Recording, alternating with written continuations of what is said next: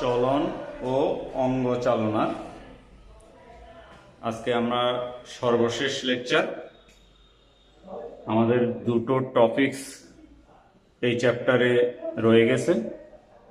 এক হলো হাঁটুর সঞ্চালনে অস্থি এবং পেশির সমন্বয় ভূমিকা, এবং সর্বশেষ অস্থিভঙ্গ এবং এর প্রাথমিক চিকিৎসা বা মচকানো, স্থানচ্যুতি, এই সকলের প্রাথমিক চিকিৎসা নিয়ে আমরা পড়ব।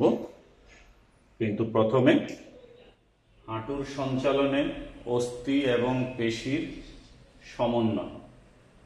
হাঁটুকে আমরা ইংরেজিতে জানি নি, তাহলে হাঁটুর সঞ্চালন মানে নি মুভমেন্ট। এখন শরীরের কোন জায়গাটাকে নি বা হাঁটু বলে এটা আমরা সকলেই জানি। আমরা যদি এই স্থানটিকে, এই পা, এটা মানুষের শরীরের পায়ের একটি অংশ, বুঝতেই পারছো, তাহলে পায়ের উপরের দিকের এই হাড়টির নাম হচ্ছে ফিমার, এবং এটা শরীরের সবচেয়ে লম্বা হাড়। ফিমারের পরে এটা হলো টিবিয়া, এবং পাশে ছোট্ট আরেকটি অস্থি আছে, এটার নাম ফিবুলা। ফিবুলা। তাহলে এই ফিমার এবং টিবিও ফিবুলার যে জয়েন্ট, এই জয়েন্টের জায়গাটার নাম হচ্ছে হাঁটু। ইংরেজিতে এটাকে বলে নি, আর হাঁটুর এই হাড়টির নাম প্যাটেলা। এখন যদি আমরা এই নি জয়েন্ট বা নির হাঁটুর যে নড়াচড়া, সেটির জন্য কোন অস্থি এবং পেশিগুলো কাজ করে, অস্থি ও পেশির সমন্বয়, তাহলে বুঝতেই পারছি যে হাঁটুর সাথে হাঁটুর সঞ্চালনের জন্য রিলেটেড অস্থি হলো ফিমার, টিবিও ফিবুলা এবং প্যাটেলা। আর পেশি কোনগুলো? অস্থি তো বললাম ফিমার, টিবিও ফিবুলা এবং প্যাটেলা, আর পেশি হলো এগুলো 1, 2, 3, 4। এই চারটা পেশি মিলিতভাবে হাঁটুর নড়াচড়াকে নিয়ন্ত্রণ করে। এখন আমরা প্রথমে এই চারটা পেশির পরিচিতি আগে জেনে নিই। একটা পেশির নাম হ্যামস্ট্রিং পেশি। আমরা বলছি এটা ফিমারের পিছনে অবস্থিত। তাহলে এটা যদি ফিমার হয়, এটার পিছনে আমাদের এখানে এই যে মাংসপেশিগুলো, এই মাংসপেশিটির নাম হচ্ছে হ্যামস্ট্রিং। তাহলে এটি কোথায় অবস্থিত? ফিমারের পিছনে, এবং এটা 3 সেট থাকে, 3টা গুচ্ছাকারে থাকে। গ্যাস্ট্রোকনোমিয়াস পেশি, সেটা হচ্ছে টিবিয়ার পিছনে। তাহলে এই যে টিবিয়া, এটার পিছনে এখানে যে এইটা, আমরা পেশিগুলোকে যদি একটু কালো করে দিই তাহলে একটু বুঝতে সুবিধা হবে। তাহলে এই যে কালো করলাম, এটার নাম হ্যামস্ট্রিং, আর টিবিয়ার পিছনে কালোর যেটা, এটার নাম হচ্ছে গ্যাস্ট্রোকনোমিয়াস পেশি। এইটা গ্যাস্ট্রোকনোমিয়াস পেশি। এখন দেখি আমরা কোয়াড্রিসেপস পেশি। লিখছি ফিমারের সামনে, তাহলে এটা যদি ফিমার হয়, ফিমারের সামনে মানে এখানে, এই জায়গায়, এই জায়গায়, এই জায়গায়। আমি একটা জায়গাটাকে এঁকে নিই। এখানে যে পেশিটা আছে, এই পেশিটার নাম, তাহলে এটাকেও কালো করে দিলাম। এই পেশিটির নাম হলো কোয়াড্রিসেপস পেশি। এইটাও থাকে 4 সেট। 4 সেট মানে আমরা বলছি 4 ধরনের পেশি গুচ্ছ একত্রিত হয়ে এই সেটটা তৈরি করে, যেটার নাম কোয়াড্রিসেপস পেশি। টিবিয়ালিস পেশিটা টিবিয়ার সামনে, তাহলে এটি টিবিয়ার সামনে, এটাকেও কালো করে দিলাম। এই তাহলে আবার আমরা যদি দেখি, হ্যামস্ট্রিং পেশি হলো কোনটি? ফিমারের পিছনে, আর গ্যাস্ট্রোকনোমিয়াস টিবিয়ার পিছনে। কোয়াড্রিসেপস পেশি ফিমারের সামনে, টিবিয়ালিস অ্যান্টেরিয়র, এটার নাম টিবিয়ালিস অ্যান্টেরিয়র। অ্যান্টেরিয়র শব্দের অর্থ সামনে, এটি হচ্ছে টিবিয়ার সামনে। এখন আমরা এই হাঁটুর এই জয়েন্টটিকে আমরা নড়াতে চড়াতে চাই, মানে নাড়াচাড়া করতে চাই। এই নড়াচড়া করার জন্য এই পেশিগুলো একত্রে কাজ শুরু করবে। তবে প্রথমে যেমন আমরা এখানে যে চিত্রটা আঁকলাম, এই চিত্রের মধ্যে এই লোকের পা সোজা, অর্থাৎ হাঁটু এখন ফিক্সড অবস্থায় আছে। এখন এই হাঁটুর এই জয়েন্টটিকে আমি নড়াচড়া করাবো। তাহলে দেখো এখানে পাটি যে অবস্থায় আছে, এখানে পাটা একটু উঠে গেছে, তাহলে এই জয়েন্টের মধ্যে একটা মুভমেন্ট তৈরি হয়েছে। এই মুভমেন্ট অর্থাৎ পা ছিল এইভাবে, হইছে এইভাবে, এই পজিশন থেকে পা এখানে সরে গেছে। তো তুমি এখানে দেখো, আমরা দাঁড়ানো অবস্থায় এই যে পায়ের নিচের অংশ, এই পায়ের নিচের অংশকে যদি আমি পিছনের দিকে নিতে চাই, তাহলে কোন পেশি কাজ করে? আর স্বাভাবিকভাবেই এই টিবিও ফিবুলাকে তো এই দিকে আনা যাবে না, আমরা জানি এই জয়েন্ট সামনের দিকে আসে না। তাহলে আমি পিছনের দিকে যদি নিতে চাই, তাহলে আমাকে কিভাবে করতে হবে? এই যে দুইটা পেশি, একটা হ্যামস্ট্রিং, একটা টিবিয়া, এই দুইটা হ্যামস্ট্রিং এবং গ্যাস্ট্রোকনোমিয়াস,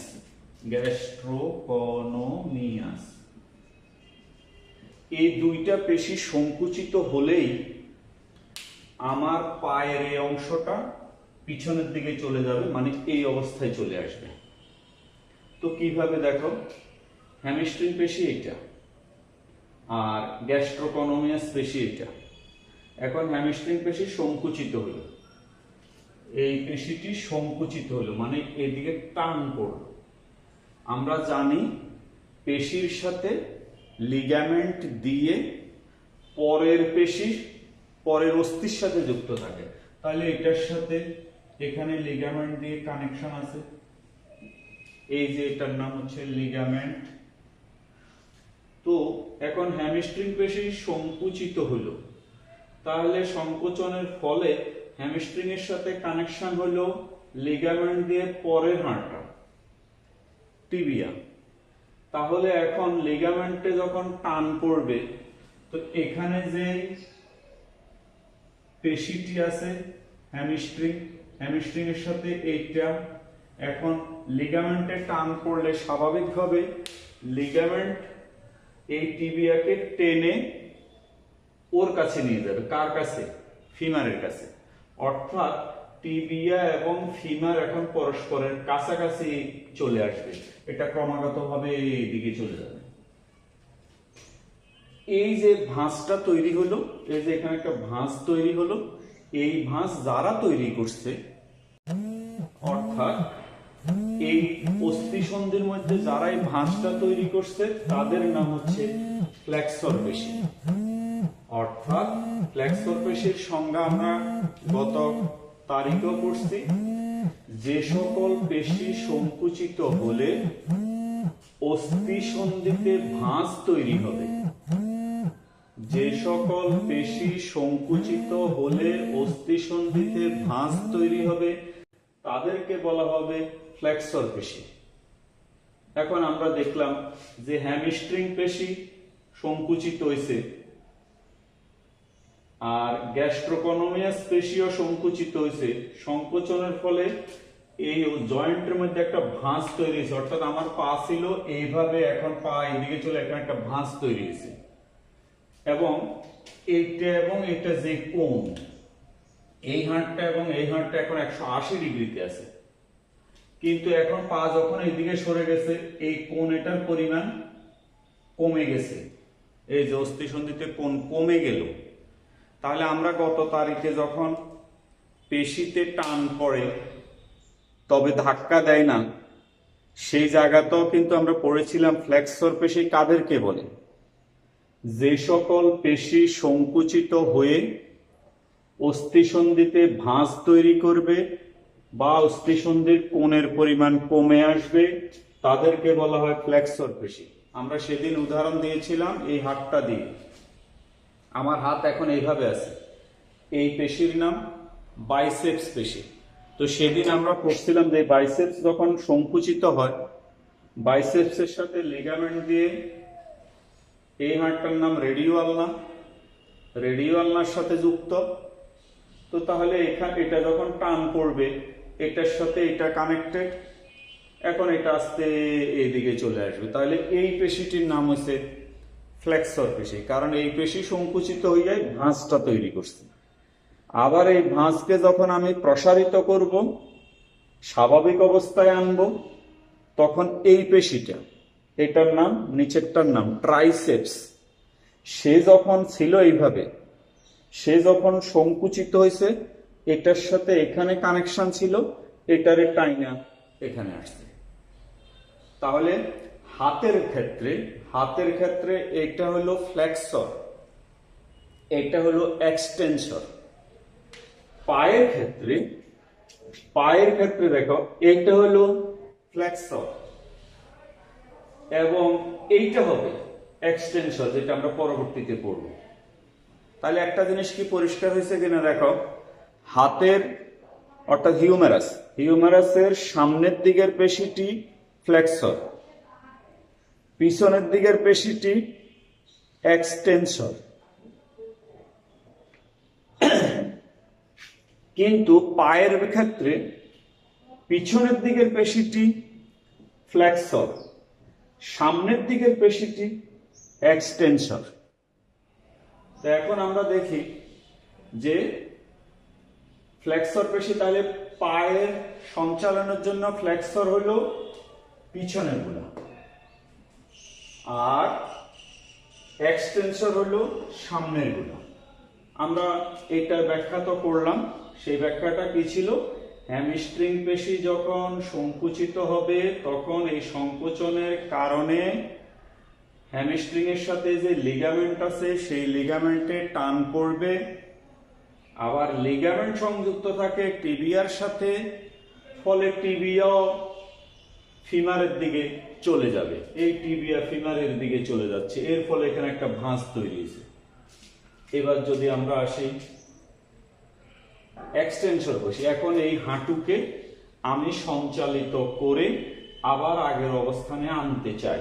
এই যে হাঁটুকে ছিল এইভাবে, আমি আবার আগের অবস্থানে আসতে চাই। এটার জন্য এখন আমার কাজ করবে সামনের দিকের দুইটা পেশি, যে পেশিগুলোর নাম এক্সটেনসর পেশি। এবং এক্সটেনসর পেশির সংজ্ঞা আমরা বলছি, যে সকল পেশি সংকুচিত হলে অস্থিসন্ধি ভাঁজ করা অবস্থা থেকে, মানে ভাঁজ করা অবস্থা থেকে স্বাভাবিক অবস্থায় আসবে, অর্থাৎ সন্ধি কোণের পরিমাণ বাড়বে। কিভাবে? এখন দেখো এখানে যে কোণের যে পরিমাণ, এটা যদি 120 ডিগ্রি হয়, এখন কিন্তু জয়েন্ট এটা আবার 180-তে চলে আসছে, তাহলে কোণের পরিমাণ আগের তুলনায় এখানে বাড়ছে। তাহলে এখন এই কাজটা কারা করে? দুই রকমের পেশি করে। একটা হলো ফিমারের সামনে, যার নাম কোয়াড্রিসেপস ফিমোরিস, আর টিবিয়ার সামনে আরেকটা আছে, পেশি আছে, এটার নাম টিবিয়ালিস অ্যান্টেরিয়র। এখন দেখো এই পেশি এখন সংকুচিত হইলো, মানে এইটা এখানে যেটা ছিল, এই যে এখানে যেটা ছিল, এই যখন সংকুচিত হবে এটার সাথে এটা কানেকশন, এটার সাথে এটা কানেকশন। তো তাহলে এটার সাথে যদি এটা কানেকশন হয়, এই পেশিটি যার নাম কোয়াড্রিসেপস, সেই কোয়াড্রিসেপস যখন সংকুচিত হইব এই লিগামেন্টের মধ্যে টান পড়বে। আবার এই লিগামেন্টের সাথে টিবিয়া আছে, তাহলে টিবিয়া এখন ফিমারের দিকে চলে যেতে চাইব, তাহলে টিবিয়া এখন এই দিকে আসতে চাইবে। তো অতটুকু তো আসা যাবে না জয়েন্টের কারণে, ফলে এটা ছিল দূরে, এখন তারা কাছাকাছি চলে আবার আমার পাকে বা হাঁটুকে সোজা করে ফেলছে। এই যে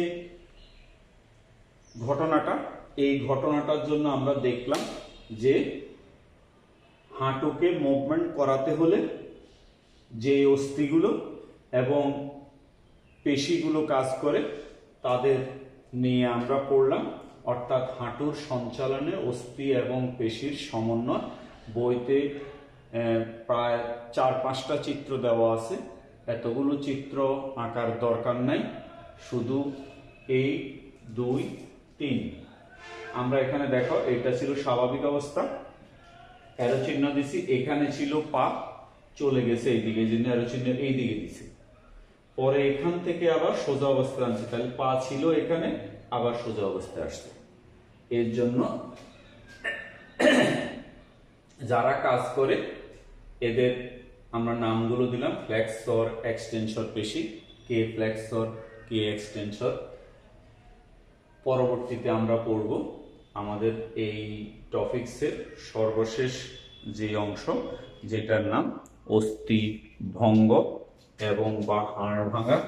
সেই হাড় ভাঙা কিভাবে এবং তার মূলত প্রাথমিক চিকিৎসা, অর্থাৎ আমরা আমাদের জীবনযাত্রা বিভিন্ন সময়ে দুর্ঘটনার কারণে অথবা কোনো অসুস্থতার কারণে আমাদের বিভিন্ন সময় হাড় ভেঙে যেতে পারে।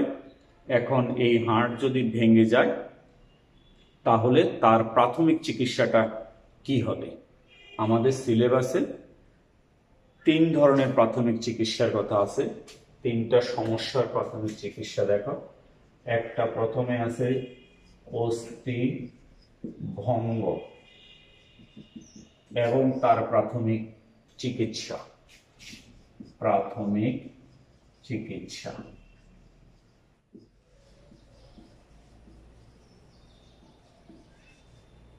আরেকটা সমস্যা আমাদের আছে, সেটা হলো স্থানচ্যুতি।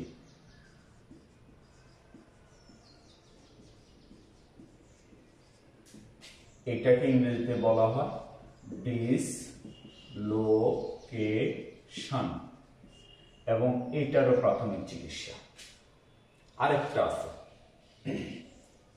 মচকানো, ইংরেজিতে এটাকে বলে স্প্রেইং, এইটার প্রাথমিক চিকিৎসা। তাহলে আমাদের সিলেবাসের সমস্যা হলো 3টা। অস্থি ভঙ্গ, এটাকে ইংরেজিতে বলা হয় বোন ফ্র্যাকচার,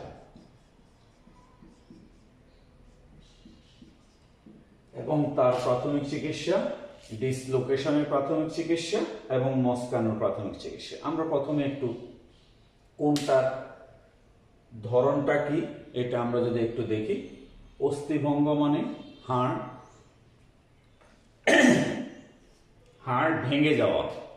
এখন হাড় ভেঙে যাওয়া মানে কি, আমার শরীরে যে 206টা হাড় আছে, এই 206টা হাড় যদি কোনো না কোনো কারণে ফেটে যায়, ফাটল ধরে ভেঙে যায়, তাহলে সেটাকে বলা হয় অস্থিভঙ্গ। সেটা দুর্ঘটনার কারণে হতে পারে, কোনো অসুখের কারণে হতে পারে, হাঁটা চলার সময় যদি কোনো জায়গায় বেশি পরিমাণে প্রেসার বা চাপ পড়ে তাহলেও হতে পারে। আর স্থানচ্যুতি কোনটাকে বলছি আমরা? স্থানচ্যুতি মানে আমরা জানি আমাদের শরীরে যে 206টা হাড় আছে, এই 206টা হাড় একটার সাথে অন্যটা সংযুক্ত থাকে। সবগুলো হাড়ই কোনোটা না কোনোভাবে অন্যটির সাথে সংযুক্ত থাকে। এখন একটি হাড় যেভাবে সংযুক্ত থাকার কথা, যদি সেভাবে সংযুক্ত না থেকে ওই জায়গার হাড়গুলোর অবস্থান নড়ে যায়, এই যে স্থানচ্যুতি, ডিসলোকেশন, অর্থাৎ অস্থিসন্ধিতে অস্থি যে জয়েন্টে থাকার কথা যদি তার থেকে সেটা সরে যায়, তখন এই সমস্যাটাকে বলা হয় স্থানচ্যুতি। আর মচকানো কি আমরা জানি, একটা হাড়ের সাথে এই যে একটা হাড়, এই আর একটা হাড়, এখানে এটার নাম লিগামেন্ট। এখন এই লিগামেন্ট যদি কোনো কারণে ছিঁড়ে যায় লিগামেন্ট যদি কোনো কারণে তার বৈশিষ্ট্য হারিয়ে ফেলে, এটা ছিঁড়ে যায় অথবা বেশি পরিমাণে প্রসারিত হয়ে এটি আর আগের অবস্থায় ফেরত না আসে, তখন অর্থাৎ লিগামেন্ট ক্ষতিগ্রস্ত হলে এই সমস্যাটিকে বলা হয় মচকানো। তাহলে দেখো, তিনটা কথা বলছি। হাড় যদি ফাটল ধরে, এটার নাম অস্থিভঙ্গ, বা ভেঙে টুকরা হয়ে গেলে এটার নাম অস্থিভঙ্গ। হাড় যে স্থানে থাকার কথা, মানে একটি অস্থি যে স্থানে সংযুক্ত থাকার কথা, যদি সে স্থান থেকে ওই হাড়টি নড়ে যায়, তখন সেটাকে বলা হয় স্থানচ্যুতি।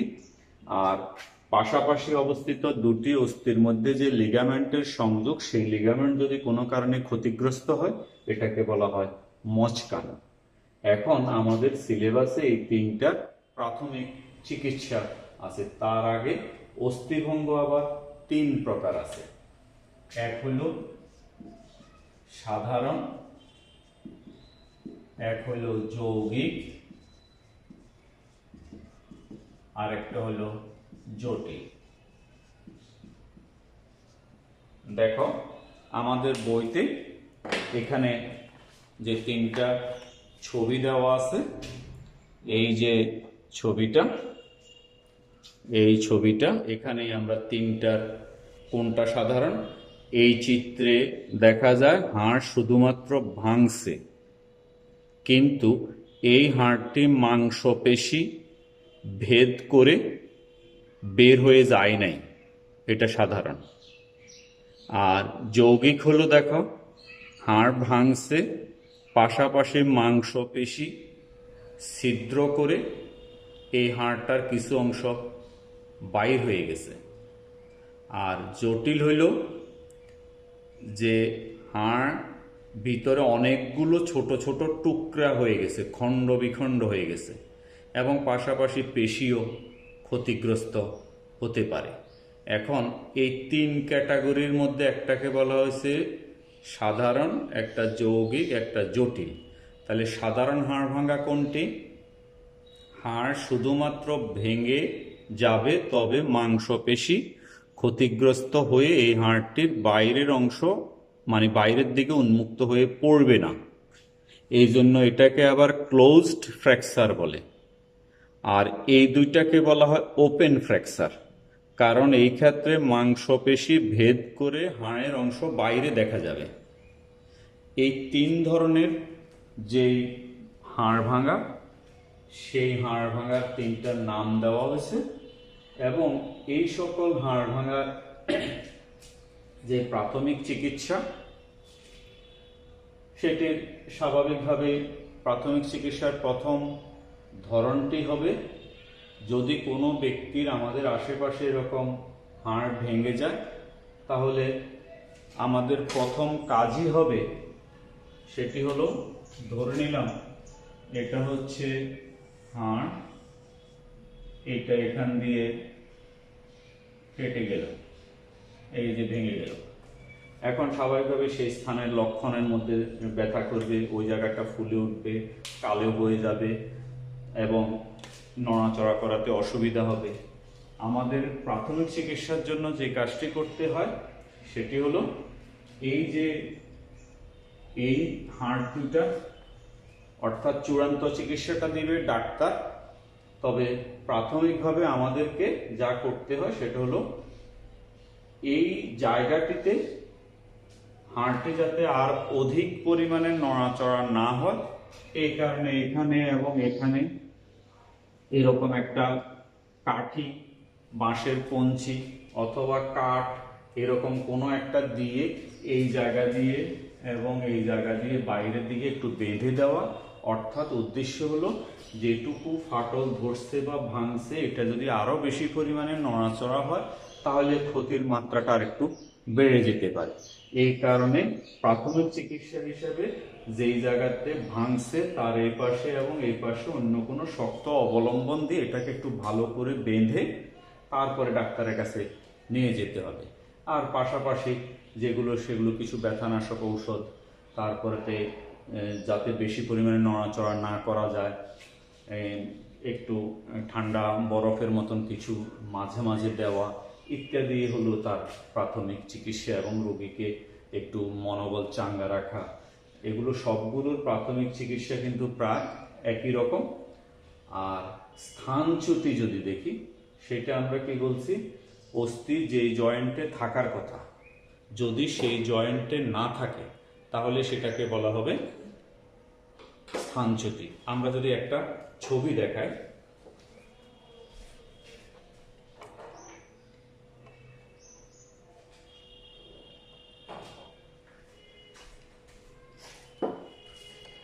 এই যে দেখো, এখানে আমরা যে ছবিটা এখানে দেখালাম, আমরা জানি এইটা হলো বক্ষস্থি চক্র, আর বক্ষস্থি চক্রের এই গর্তের নাম তো মনে আছে, সেই গর্তটির নাম হচ্ছে এই যে এখানকার যে গর্তটি, এই গর্তটির মধ্যে আমরা জানি এই হাড়টি, এটা হচ্ছে হিউমেরাস, এই হিউমেরাস এখানে ঢুকানো থাকে, এই যে এখানে ঢুকানো থাকে।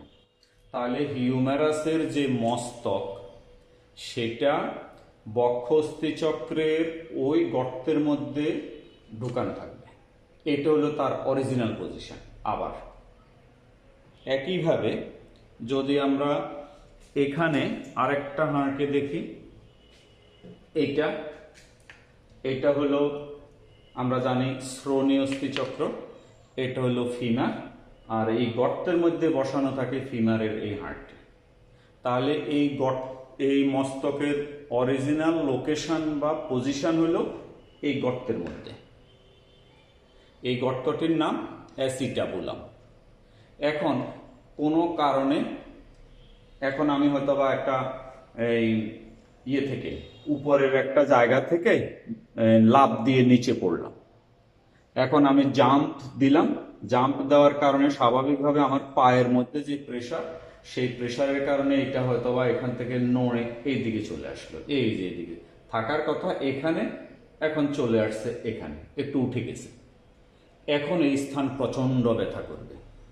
তাহলে এই জন্য আমরা সংজ্ঞা কি কইছি, কোনো একটি অস্থি সন্ধিতে অস্থিগুলো যে স্থানে স্বাভাবিকভাবে থাকার কথা, যদি সে স্থান থেকে একটু নড়ে যায়, এই যে ছিল এখানে একটু নড়ে গেছে, তখন সেই অবস্থাকে বলা হয় ডিসলোকেশন। এখন এই ডিসলোকেশনের জন্য আমাকে যেটা করতে হবে সেটা হলো প্রাথমিক চিকিৎসা হিসাবে, ওই যে আমি যদি চেষ্টা করি যে আমার আশেপাশে কেউ এরকম সমস্যায় পড়ছে, আমি যদি চেষ্টা করি যে এটারে একটু নড়াচড়া করে আগের অবস্থানে আনার জন্য, এটা আমার দ্বারা সম্ভব হবে না, কারণ আমি তো জানি না যে ভিতরে অস্থিটি কোন দিকে নড়ছে। এখন নড়লো এই দিকে, আমি এটারে মানে ধাক্কা দিয়ে আরো যদি এইদিকে নিতে চাই, আমি তো জানি না কোন দিকে নড়ছে, সেটা কি এই দিকে নড়ছে না এই দিকে নড়ছে।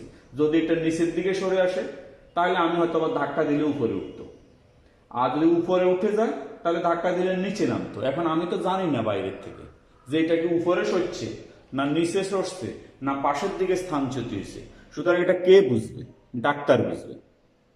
এক্স রে করলে ডাক্তারের কাছে নিলে ডাক্তার এক্স রে করবে, এক্স রে করে উনি দেখতে চেষ্টা করবেন যে এটা কোন দিকে সরে গেছে, তাহলে বিপরীত দিক থেকে এটাকে ধাক্কা দিয়ে আগের অবস্থানে আনতে হবে। তো সুতরাং স্থানচ্যুতির ক্ষেত্রে অবশ্যই যে জয়েন্ট আছে, যে জয়েন্টটা নড়াচড়া হয়েছে, এটাকে কোনোভাবেই আর বাড়তিভাবে নড়াচড়া করা যাবে না। আমি নিজে চেষ্টা করে এটাকে আগের অবস্থানে আনার চেষ্টাও করা উচিত হবে না, সরাসরি এটাকে ডাক্তারের কাছে নিয়ে সেইটাকে ডাক্তার প্রয়োজনীয় ট্রিটমেন্ট দিবে, এবং তার পাশাপাশি এখানে যে প্রাথমিক চিকিৎসাগুলো আছে এখানেও সেই প্রাথমিক চিকিৎসাগুলো থাকবে। আর সর্বশেষ যেটা মচকানোর ক্ষেত্রে তাও প্রাথমিক চিকিৎসাগুলো একরকমই হবে, তবে মচকানোর বেলা আমরা বলছি যদি লিগামেন্টটা ক্ষতিগ্রস্ত হয় তাহলে এই সমস্যাটাকে বলা হয় মচকানো। এখন মচকানোর জন্য যে চিকিৎসা, সেই চিকিৎসাকে 3-4টা অক্ষর দিয়ে আমাদের বইতে প্রকাশ করা আছে, RICE। এখানে আর মানে হচ্ছে রেস্ট, অর্থাৎ যে জয়েন্টটি ক্ষতিগ্রস্ত হয়েছে সেই জয়েন্টের জায়গাটিকে রেস্ট রাখতে হবে। পুরো বডি রেস্ট এসেনশিয়াল না, যে জয়েন্ট ক্ষতিগ্রস্ত হয়েছে ওই জয়েন্টটাকে নড়াচড়া করা যাবে না, রেস্ট। এখানে যে আই শব্দের অর্থ আইস, আইস মানে বরফ, অর্থাৎ ওই ক্ষতিগ্রস্ত স্থানে মাঝে মাঝে বরফের একটু এই প্রয়োগ করতে হবে। তবে বরফ একটানা প্রয়োগ করা যাবে না, কারণ যদি আমরা এক নাগাড়ে অনেকক্ষণ ধরে বরফ দিতে থাকি তাহলে আমরা জানি যে বরফের কারণে ওই মাংসপেশিগুলো, অর্থাৎ ওই জয়েন্টের পাশে যে মাংসপেশিগুলো আছে এগুলো অসাড় হয়ে যাবে, এবং এমন অসাড় হতে পারে পরবর্তীতে আমি কিন্তু এটাকে আর এই পেশিগুলোকে স্বাভাবিক অবস্থায় ফেরত নাও আনতে পারি। যেমন আমরা দেখি বাজারের থেকে মাছ কিনে আনার পরে মাছের যে পেশি আমরা যখন ফ্রিজে ঢুকাই তখন দেখি যে এক সময় এটা একেবারে বেশ শক্ত হয়ে যায়। তো এইরকম যদি পেশি যদি শক্ত হয়ে যায় ঠান্ডার কারণে, তাহলে পরবর্তীতে জটিলতা আরো বাড়বে। এই জন্য বলা হয়েছে বরফ দিতে হবে, তবে অল্প 3-4 মিনিট ধরে দিয়ে আবার একটু সরিয়ে নেওয়া, আবার কিছুক্ষণ পরে দিয়ে আবার সরিয়ে নেওয়া, এইভাবে বারে বারে দিতে হবে। সি, সি শব্দের অর্থ এখানে বলছে কম্প্রেশন, অর্থাৎ ওই জয়েন্টটা যদি কোনো ক্ষত তৈরি হয় তাহলে সেই ক্ষতটা পরিষ্কার রাখা, জীবাণুমুক্ত রাখা। যদি আমি জীবাণুমুক্ত না রাখতে পারি তাহলে পরবর্তীতে হয়তোবা অন্য কোনো ভাইরাস ব্যাকটেরিয়া এই স্থানে আক্রমণ করে পরিস্থিতিকে আরো জটিল করে তুলতে পারে। এই জন্য সবসময় ওই জয়েন্টটাকে পরিষ্কার রাখতে হবে, ক্ষতস্থানটাকে অ্যান্টিসেপটিক দিয়ে ধুয়ে মুছে ভালো করে ব্যান্ডেজ দিয়ে রেখে, যাতে বাইরের থেকে কোনো জীবাণু নতুন করে আর বাড়তি জটিলতা না সৃষ্টি করতে পারে। এই জন্য ক্ষতটাকে সবসময় পরিষ্কার কাপড় দিয়ে এবং ক্ষত পরিষ্কার করে বেঁধে রাখতে হবে। আর একটা হচ্ছে এলিভেশন, এই শব্দের অর্থ এলিভেশন, অর্থাৎ উচ্চতায় রাখা।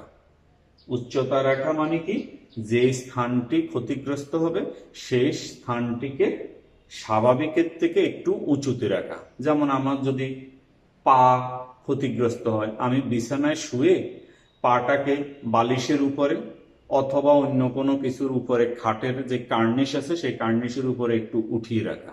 এর ফলে সুবিধা হবে কি, যে ওই স্থানে যে লিকুইড বা ফ্লুইড গুলো আছে ওই অঙ্গের, সেই অঙ্গ থেকে ওগুলো আস্তে আস্তে নিচের দিকে অন্য অংশে স্থানান্তরিত হবে। আর ক্ষতিগ্রস্ত অংশে বেশি পরিমাণে তরল জমলে ওই স্থান আরো ফুলে উঠতে পারে। এইভাবে আমাদের এই মানে চ্যাপ্টারটা ছিল চলন ও অঙ্গচালনা। আজকে আমরা যেটা পড়লাম সেটা ছিল হাঁটুর সঞ্চালনে পেশির ভূমিকা এবং অস্থির ভূমিকা, এবং অস্থি যদি আমাদের বিভিন্ন দুর্ঘটনার কারণে যদি এটা আমরা কোনো সমস্যার মধ্যে পড়ি, সেই 3 রকমের সমস্যা এবং তার প্রাথমিক চিকিৎসা আমরা পরবর্তী চ্যাপ্টার, অর্থাৎ এটা ছিল প্রাণীবিজ্ঞান, আমরা পরে পড়ব উদ্ভিদ বিজ্ঞানের আরেকটি চ্যাপ্টার। সেই চ্যাপ্টারটি হচ্ছে আমাদের ওই যে একেবারে শেষের দিকে যে চ্যাপ্টারটা, জৈব প্রযুক্তি বা বায়োটেকনোলজি।